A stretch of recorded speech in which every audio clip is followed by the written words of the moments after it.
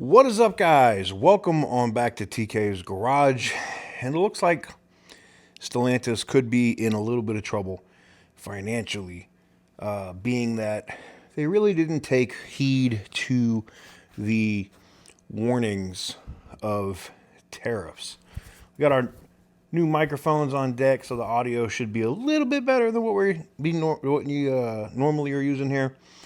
But without further ado, let's go ahead and roll that intro and we'll get into the nitty gritty of how the tariffs could cost Stellantis another 75% in profits.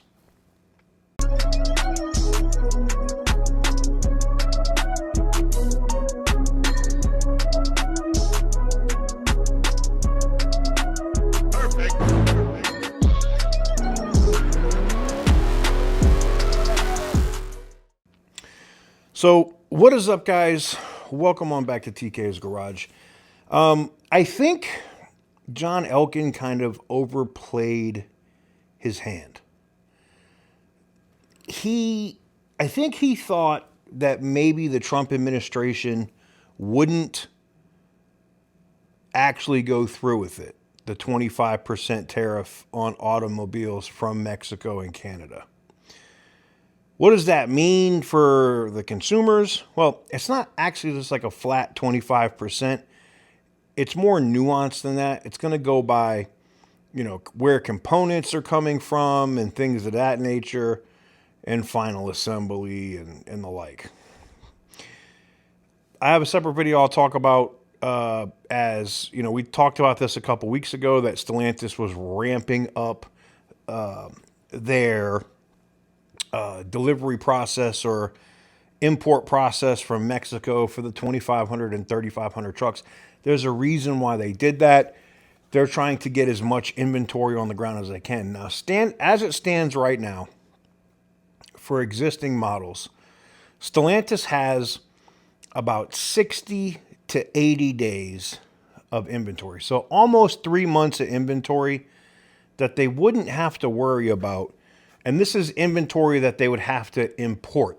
I'm talking about Hornets, which I believe is way more than 80 days. I think they're combining, the minivans, the Chargers, the Hornet, the 2,500 to 3,500.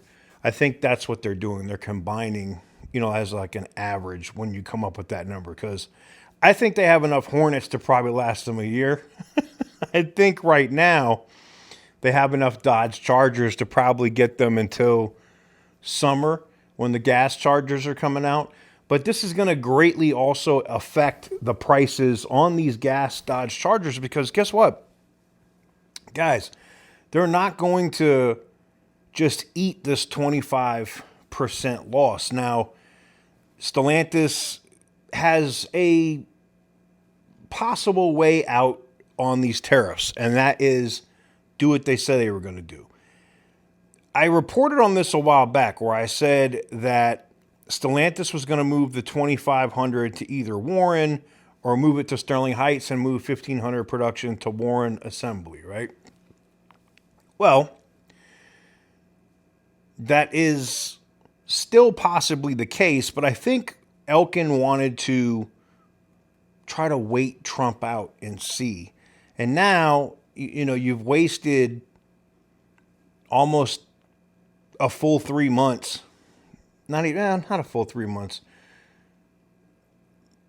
Maybe 2 months and a couple weeks, maybe 2.5 months you've wasted, where you could have already been tooling up to get that up here, and could have been possibly like 20 to 25% done on a retool, so that you're looking at only a month or 2 months of tariffs. In that case, or, let's say 3 months of tariffs.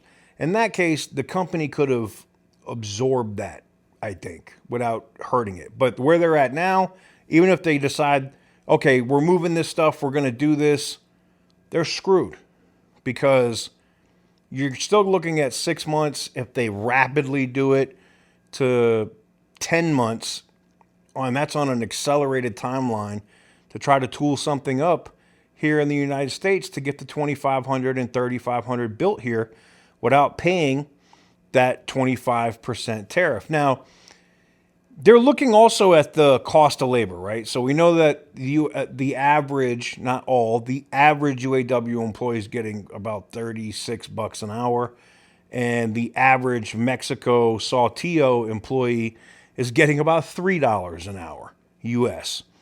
So, yeah, there's a $33 an hour disparity bringing that here.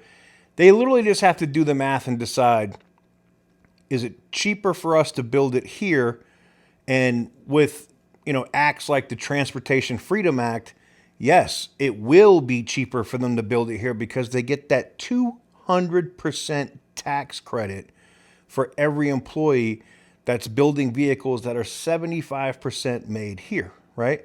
Now, Ram already has that with the 1500. They're at like 63, 64%, somewhere in that range. You bring the 2500 and the 3500 back here, and you're in that same area, I'm sure they can move around a couple other things and components to hit that 75% benchmark of parts and assembly in the United States. And now you're looking at offsetting your cost in taxes that you pay for those that UAW staff. And now it becomes a no-brainer. That 25% tariff, you don't want to do that at all. You want to bring that here to the U.S., get that 200% tax break. Plus, there's so many other tax breaks that come in the Transportation Freedom Act that it's advantageous for them to do it if they can get that passed.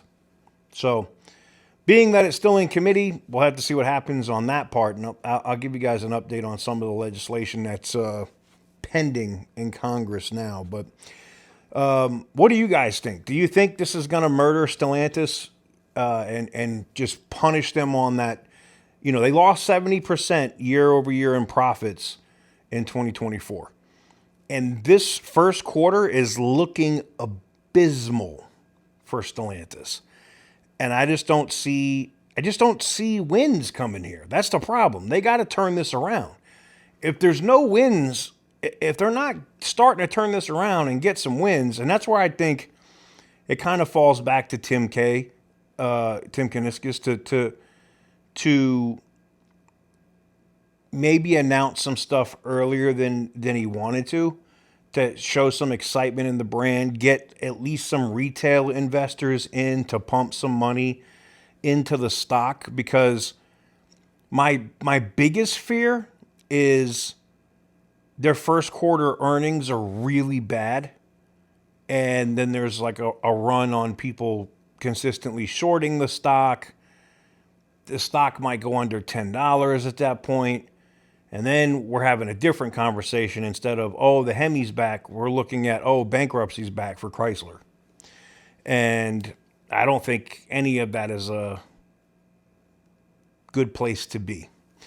Let me know what you guys think in the comment section down below. Give the video, can I not kick the camera? Give the video a big thumbs up if you like what I do. Hit the subscribe button if you haven't already. And as always, stay petty, my friends.